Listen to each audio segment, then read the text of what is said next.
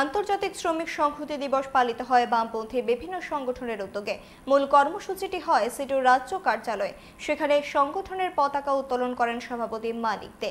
এছাড়াও উপস্থিত ছিলেন শঙ্কর প্রসাদ দত্ত, অমল চক্রবর্তী সহ অন্যান্য নেতৃত্ব।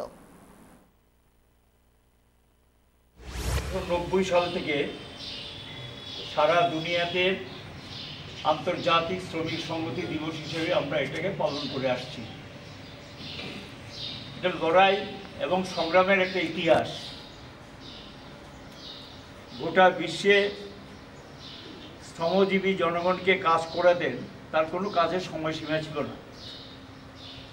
কাজের জায়গায় ক্লান্ত হয়ে ঘুমিয়ে পড়তেন, অসুস্থ হয়ে যেতেন, মৃত্যুর কুলো ঢলে পড়তেন। এতে মালিকের কোনো হাত নির্দেশ ছিল না।